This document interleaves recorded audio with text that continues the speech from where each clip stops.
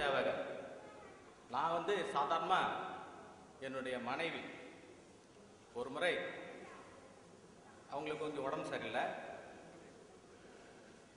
வள்ளலார் ஸ்கூல்கள் அவங்க போட்டாங்க. அவங்களுக்கு கொஞ்சம் ஆர்ட் ப்ராப்ளம் இருக்கு. நான் போய் இதுபோல் எங்கள் அரிமாயாகிட்ட நான் சொன்னேன், திருநா போய் பாரு. அப்புறம் சந்திராயாகிட்ட சொன்னேன், அரிமாயாகிட்ட சொன்னேன், திருநா போய் பாரு. உடனே போய் சொன்னது தான்.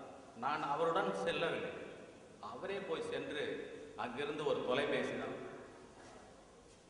உடனே இது போல் அவங்களுக்கு உடம்பு சரியில்லை, அவங்க போக முடியாது, ஏன்னா அவங்களுக்கு ஹார்ட் ப்ராப்ளம் இருக்குது, அவங்க போக முடியாது என்று சொல்லி அதை நிறுத்தினார். வள்ளலார் ஸ்கூலுக்கு எங்கள் மனைவி போகலை, அது அவர் தான். இது போல் பல செயல்கள் பல விதமாக நாங்கள் அவர்கிட்ட இருந்து உதவி பெற்றிருக்கிறோம், மறக்க முடியாத உதவிகள். இந்த உதவி இனிமேல் யார் செய்வாங்கன்றத அவருக்கு இணை அவர் தான், வேற யாருமே கிடையாது. 27/10/2009 ஆர்சி ஐயா அவர்கள் ஒரு தொலைபேசி பண்ணார். திருநாவு இறந்து விட்டார் என்று தொலைபேசி பண்ணார். அன்னைக்கு எனக்கு கம்ப்யூட்டர் ட்ரைனிங், எனக்கு அன்னைக்கு என்ன நடந்தது ஏது நடந்ததுன்னே தெரியாது. ஏன்னா நட்புக்கு இலக்கணமானவர் என்று நான் சொல்லியிருக்கேன். அவரை போல பாருங்க, இவ்வளோ பேர் இருக்காங்கன்னு சொன்னா அந்த அவர் இலக்கணமாக திகழ்ந்திருக்கிறார் என்றுதான் பொருள். எல்லா பரிமாணங்களிலும் அவர் வந்து அவருக்கு இணை யாருமே கிடையாது. எல்லா பரிமாணங்களிலும் அவர் வந்து ஒளி வீசி ஒளிர்ந்தார் என்றுதான் சொல்ல வேண்டும் எல்லா அதிலும். ஆகவே இந்த பேரிழப்பை எங்கள் நண்பர்கள் மத்தியிலும் சரி, ஒரு பெரிய இழப்பு. ஒரு நண்பர்கள் மத்தியில் எதை சொல்றதே தெரியல, நண்பர்கள் மத்தியில். மற்ற இன்னொன்று ஒரே ஒன்று மட்டும் சொல்லு, என் பெண்ணுக்கு இப்போ திருநாவு மறைந்து விட்டார் என்று நான் ஃபோனில் சொல்லும்போது, நான் திருநாவா என்று சொல்லும்போது என் பெண்ணு மாமா ரொம்ப அழுது, அன்னைக்கு ஃபுல்லாக அழுதாச்சு. அது ரொம்ப தாங்காது, ஏன்னா ரொம்ப வீக்கான ஒரு பொண்ணு. அவர் இறக்கலைன்னு நான் சொல்லி மறைச்சிட்டேங்க. ஒவ்வொரு குடும்பத்தில் இருக்கிற பிள்ளைகளை கூட அவர் கவர்ந்துருவார். என் பையன் சென்னையில் வந்து ஒர்க் பண்ணுறாங்க, அங்கேருந்து திருநாமாமா இறந்துட்டாராமேன்னு சொல்லிட்டு சொன்னோம். இதெல்லாம் வந்து அந்த இழப்பை எப்படி தான் நாங்கள் தாங்கிக் கொள்ள போகிறோமேன்றது எனக்கு தெரியலைங்க. நன்றி. நெஞ்சிலே நல்லோர் நினைவை நாளும் நினைக்க பல்லோர் வரவு பணிவேன் வணக்கம். தேசிகன் அவர்கள் செய்த தொண்டால் நேசித்தவர்கள் நிறைய பேர் உண்டு. தேசிகன் அவர்கள் செய்த தொண்டால் நேசித்தவர்கள் நிறைய பேர் உண்டு. கரணியம் அவரின் கருதா உதவி.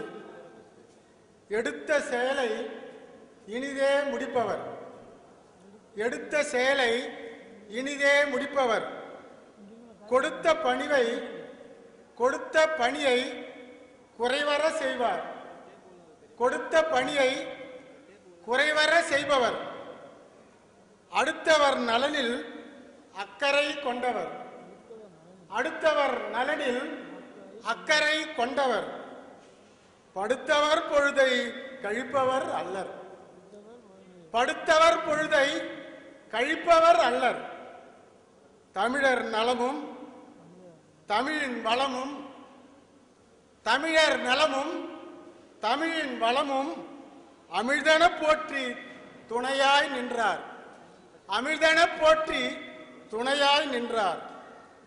மன்றவாணர் ஐயா வணக்கம். மன்றவாணர் ஐயா வணக்கம் என்ற சொற்களை என்று கேட்பேன். நான் பாகூரிலிருந்து செயற்குழு பொதுக்குழு வரும்போது இந்த கை கூப்பி அந்த வணக்கி என்னை மகிழ்விப்பார். அப்படிப்பட்ட சொல்லை என்று கேட்பேன். அன்னவர் மறைந்தார் ஐயோ, அண்டவர் மறைந்தார் ஐயோ, என்னவர் நம்மவர் இணைந்தார் நெஞ்சிலே, என்னவர் நம்மவர் இணைந்தார் நெஞ்சிலே. மக்கள் முதல்வரை அழைக்க வேண்டியவர் இங்கு இல்லை, அவர் மேலுள்ளவர் இருக்கிறார். அவர் இருந்திருந்தால் மக்கள் முதல்வர் இப்பொழுது இங்கு இருந்திருப்பார். அது இல்லாத குறையை இப்பொழுது உணர்கிறோம். இது போன்ற ஒரு நிகழ்ச்சிக்கு அவர் எவ்வளவு முத்தாய்ப்பாக இருந்தார் என்றால் தனித்தமிழ் கழகத்தை தான் அது தெரியும். தனித்தமிழ் கழகம் இப்பொழுது குருதியற்ற ஒரு கழகமாக உள்ளது. ஆனால் இதற்கு கழகத்துக்கு இழப்பை விட நண்பர் அரிமா பாண்டியனுக்கு பேரிழப்பு. அவர் நகமும் சதயமாக இருந்தார். அவர் இல்லாதது நாங்கள் அனைவரும் அரிமா பாண்டியன் நிலையை எண்ணிதான் வருந்துகிறோம். கழகத்தை எண்ணி கூட நான் வருந்துவதில்லை. ஏனென்றால் அந்த அளவுக்கு பாசப்பிணைப்போடும் பொருள் உதவியும் எந்த நேரம் இரண்டு சகோதரர்கள் இரட்டையர் போல் காட்சியளித்தார்கள். அவர் லோக ஐயப்பன் கூறியது போல் அவர் பழக்க வழக்கங்கள் பாசத்தோடும் பரிகாசத்தோடும் பழகுவார். ஆர்வம் ஐயா ஆசிரியரை கூப்பிடும்போது அப்படின்னார். அந்த அளவுக்கு உரிமையோடு கூப்பிடக்கூடியவர். நான் தொலைபேசியில் எந்த நேரம் தொடர்பு கொண்டாலும் என்னை என்னண்ணா என்ன என்ன அது தானே அது முடிச்சிடலாம் அது ஒன்று அப்படின்றார். அந்த அளவுக்கு ஊக்கம் கொடுக்கின்ற கதிர்காம மக்களை விட கதிர்காமத்தை இவருடன் பழகிய நண்பர்களுக்கு பேரிழப்பு.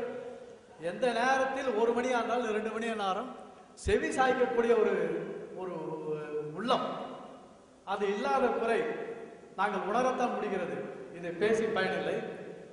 இதனை இவன் முடிக்கும் என்றாய்ந்து அதனை அவன் கண் விடல் என்பதற்கு குரலுக்கு எடுத்துக்காட்டு திருநாவுதான்.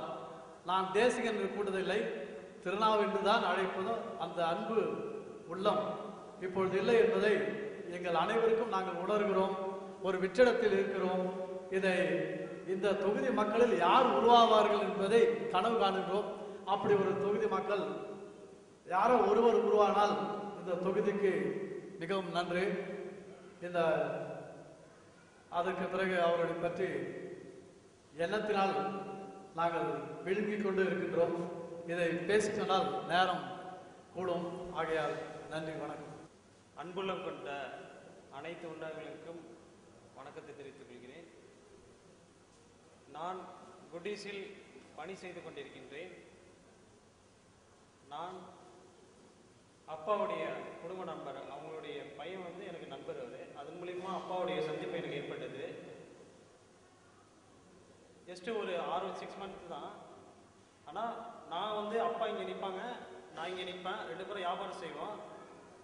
யாராவது ஒரு உதவிங்கும் போது உடனே விட்டுட்டு பார்த்துக்கப்பா அப்படின்னு சொல்லிட்டு உடனே போயிடுவாங்க. எவ்வளோ பிஸியாக இருக்கும், அவங்களுடைய பிஸ்னஸை பற்றி அதை நினைக்கவே மாட்டாங்க. ஆனால் முகம் தெரியாத ஆளுக்கெல்லாம் வந்து கேட்டால் கூட உதவின்றோடனே விட்டுட்டு போயிடுவாங்க.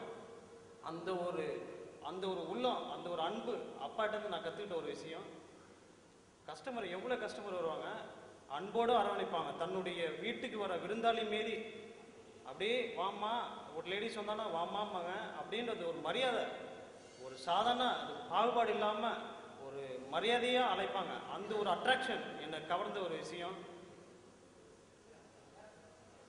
அதாவது ஆனால் நிறைய செஞ்சுருக்காங்க. ஆனால் நான் பக்கத்தில் தான் நின்றுட்டு இருக்கும்போது ஏதோ ஒரு கட்லெட் ஆர்டர் வந்தாலும் சட்டையை கழட்டிட்டு போய் உடனே போய் கட்லெட்டு எவ்வளோ பெரிய ஆர்டர் இருந்தாலும் அவங்க போய் போடுவாங்க. ஒரு சாதாரணமாக இருப்பாங்க. நான் இதுவரையும் என்னுடைய வாழ்க்கையில் எனக்கு 28 வயசாகுது. இப்படி ஒரு மனிதரை நான் சந்திச்சதில் ரொம்ப ஒரு ஆச்சரியமாக இருக்கு. அது மட்டும் இல்லாமல் நான் அந்த ஒரு 6 மாதம் இன்னும் முன்னாடி சந்திச்சிருக்கலாமேன்றது ஒரு எண்ணம் தோணுது. இந்த ஒரு மனிதனை வந்து நம்ம நிறைய இழந்துட்டோம் அப்படிங்கிற ஒரு எண்ணம் மனசுக்கு தோணுது. அதை சொல்லுவாங்க, இந்த கையில் கொடுத்தா இந்த கைக்கு தெரியக்கூடாதுன்னு சொல்லுவாங்க. ஆனால் அதுக்கு உண்மையை அந்த தகுதி உள்ளவங்க எங்கள் அப்பா தான். கண்டிப்பாக நிறைய இப்போ உள்ள காலத்தில் வந்து பாப்புலாரிட்டி தேடிக்கிறாங்க. அவங்கவுங்க வந்து தன்னுடைய புகழை வந்து பாப்புலாரிட்டி பண்ணுறாங்க.